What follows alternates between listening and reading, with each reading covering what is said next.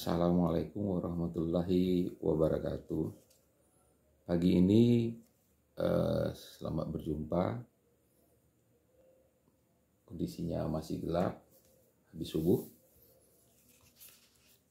Berdasarkan permintaan dari penonton YouTube saya, mereka minta saya untuk mulai menjelaskan tentang hidroponik, membuat satu seri video tentang pembelajaran hidroponik. Oke lah. Jadi ada beberapa metode dalam bercocok tanam. Ada yang disebut dengan bercocok tanam di tanah, ada bercocok tanam di air, dan ada teknik bercocok tanam di udara. Dan ada satu lagi, teknik bercocok tanam di air bersama makhluk lain, ikan, ya, dengan menggunakan ikan. Jadi ada yang disebut dengan hidroponik, tadi bercocok tanam menggunakan air, tapi hanya tanaman saja yang ditanam. Ada yang bercocok tanam di udara atau yang disebut dengan aeroponik. Di sini bedanya sistem yang digunakan tetap kita menggunakan nutrisi, hanya saja nutrisinya diembunkan dan akarnya tergantung di udara. Maka disebut dengan teknik bercocok tanam di udara. Kemudian ada lagi yang disebut dengan aquaponik. Ini adalah bercocok tanam tapi dengan menggunakan air yang juga dipelihara di dalamnya ikan. Nah, saya mungkin akan masuk saja ke hidroponik. Hidroponik adalah teknik bercocok tanam menggunakan media cair. Ini dimulai dari sudah lama sekali. Pertama sekali yang memakainya adalah bangsa Inka di Amerika Latin sana. Jadi di sana ada terjadi sesuatu masalah dalam suku, kemudian sebagian dari suku itu diasingkan ke tempat kena hukuman. Ada hukuman, dia dihukum dengan mengasingkan satu keluarga atau beberapa keluarga ke tempat asing, bukan dalam suku yang itu hukum adatnya mungkin. Tempat pengasingannya ini lebih banyak daerah rawa dan air. Anda tahu sendiri kalau di Amerika Serikat itu negara 4 musim. Kalau yang diasingkan tadi itu tidak pandai menyiapkan makanan untuk musim dingin, maka bisa punah ranah mereka. Maka mereka akhirnya membuat semacam bak dari kayu atau rakit, kemudian mereka naikkan lumpur itu ke atas rakit, dan mereka bercocok tanam sana. Mereka menanam jagung, sayur mayur, memelihara hewan, dan mereka survive. Itu adalah hidroponik pertama dilakukan oleh manusia pada zaman orang masih naik kuda. Teknologinya belum ada. Ya hanya air sungai, air rawa, lumpur, dan rakit apung. Nah, inilah bentuk pertama hidroponik dilakukan secara sederhana. Kemudian berkembang pada Perang Dunia I dan II, tentara Inggris di India itu tidak bisa bercocok tanam sayur mayur karena di tengah padang pasir. Tanahnya itu berpasir, kalau disiram airnya turun ke bawah. Maka mereka membuat sistem bercocok tanam di pasir. Mereka membuat kotak, mengisi pasir, dan menyiramnya secara berkala. Dan metode inilah yang dikenal dengan metode Bengali atau agregat, sistem agregat.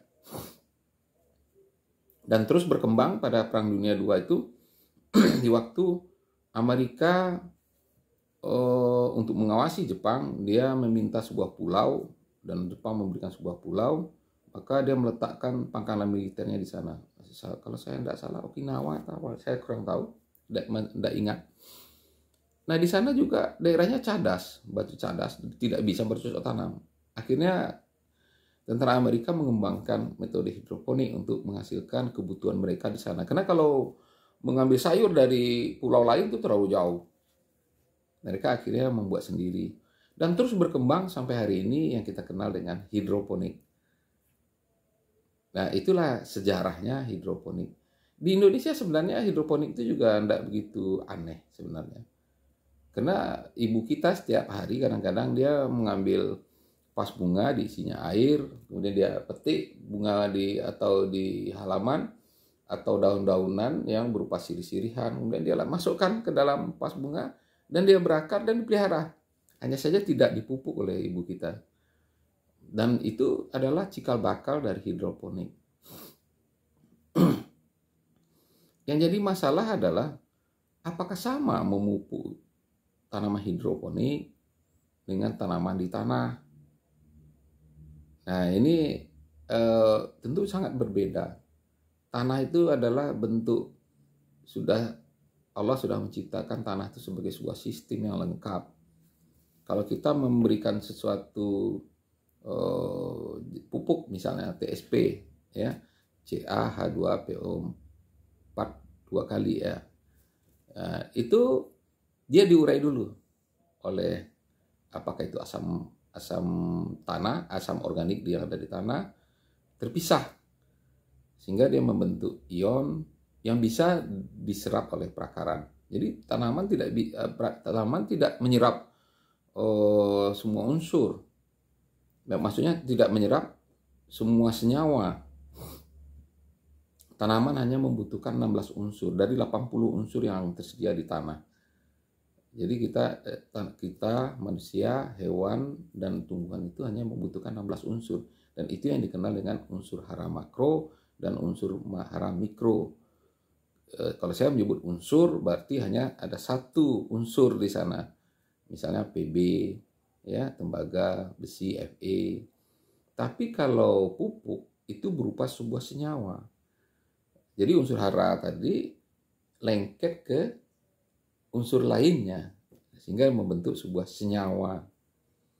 Nah, senyawa ini yang diserap oleh tanaman berbeda dengan pupuk yang kita berikan. Umumnya pupuk yang kita berikan itu senyawanya rantai panjang. Dan tanaman lebih dia memiliki sistem sendiri untuk menyerap unsur tadi. Karena ada dinding sel, di perakaran itu ada rambut akar, yang rambut akar itu ada dinding selnya, dia menyeleksi. Dia menyerap dengan dua cara, secara aktif atau pasif. Nah, cara aktif dia menukarkan ion yang dia punya dengan senyawa lain yang dia butuhkan. Diambil dari tanah, yang terikat di tanah, digantikan dengan ion yang dia berikan, kemudian diambil unsur hara yang dia butuhkan secara aktif.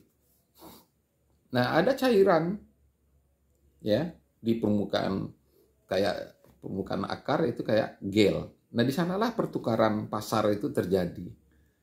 Nah, yang diambil itu adalah senyawa yang jauh lebih sederhana daripada senyawa rantai panjang.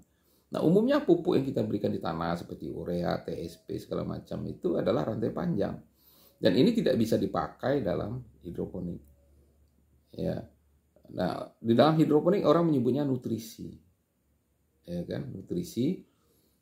Kalau sampai di dalam tanaman sebenarnya orang melakukan lagi kutu jaringan misalnya. Itu nutrisi tadi atau senyawa ion tadi itu sudah diolah lagi oleh tanaman membentuk senyawa organik. Dan itu dipakai untuk menyusun tubuh tanaman. Nah, kita harus memahami bahwa tidak semua pupuk yang ada itu bisa dipakai untuk hidroponik. Hanya pupuk yang terionisasi dan dengan segera bisa diserap oleh perakaran. Rantai panjang tidak akan bisa dipakai. Itu sebabnya orang bingung. Saya sudah buat Pak dari TSP, dari segala macam. Kok enggak bisa ya untuk hidroponik? Ya itu tadi. Nah, yang jadi masalah ada lagi yang diributkan. Bisa enggak organik? Ya bisa. Kalau senyawanya senyawa organik diurai, yang telah terurai sempurna sehingga dia membentuk ion ya, sehingga mudah diserap oleh tanaman, maka ya bisa juga. Bisa juga asalnya dari anorganik. Nah, tergantung asal senyawanya dari mana dia mau diambil. Tapi syarat dia tidak menyerap senyawa itu dalam bentuk senyawa panjang, tapi ada senyawa pendek. Nah, orang masih mendebatkan, oh ada hidroponik, ada yang organik, ada yang tidak. Itu mungkin dari asal senyawa yang dipakai, ya, itulah menyebabkan dia hidroponik atau tidak. Hidroponik itu anorganik atau tidak organik. Nah, mungkin kita basic ini dulu yang harus kita dalami, baru kita bisa melakukan hidroponik. Ini contoh bahan yang dengan mudah bisa diserap oleh akaran dan berasal dari bahan organik dengan metode pengomposan yang disebut dengan bioreaktor pembangkit pupuk cair. Dan di sini hasil dari cairannya itu mengandung senyawa yang sudah mudah diserap oleh perakaran. Bahan bakunya berasal dari bahan organik. Ada lagi yang ini bukan dari bahan organik, tapi bahan anorganik. Nah, kelemahannya kalau dari bahan anorganik, kita tidak bisa semua senyawa itu kita aduk. Misalnya ada 16, KH2PO4, apakah itu MgSO4, CaNO3, itu tidak bisa kita gabung. Begitu saja, karena ada beberapa senyawa itu kalau digabung dia terjadi reaksi dan mengendap. Maka dipisah grup A dan grup B. Nah, maka disebutlah itu abemik. Tapi kalau secara organik, dia bisa dijaga dengan senyawa adanya buffer segala macam senyawa organik, jika tidak perlu kita memisahkan senyawa A dan B, tapi di waktu nanti kita larutkan dia terurai dan itulah yang dipakai. Tapi tidak bisa semuanya seperti itu, tidak begitu cepat. Maka kita harus memberikan juga bahan organik itu kandungan NPK-nya itu biasanya kecil, yaitu sekitar 1%. Kecuali kalau kita menambahkan senyawa dengan kandungan misalnya nitrogen tinggi dari azola. Nah, fosfatnya kita bisa dari senyawa lain, bisa dari batuan fosfat atau langsung dari penguraian protein. Nitrogen itu juga seperti itu, kalium. Kalau kalium dia mudah sekali larut apabila sudah terurai. Nah, inilah perbedaan antara hidroponik organik, ya istilahnya itu, dan hidroponik anorganik. Karena dia rendah NPK-nya, kita harus memberikan nutrisi tambahan pada nutrisi untuk yang berasal dari senyawa organik ini. Nah, mungkin itu dulu pagi ini tentang hidroponik. Mudah-mudahan besok akan dilanjutkan lagi dengan materi yang lanjutan. Kira-kira begitu. Assalamualaikum warahmatullahi wabarakatuh.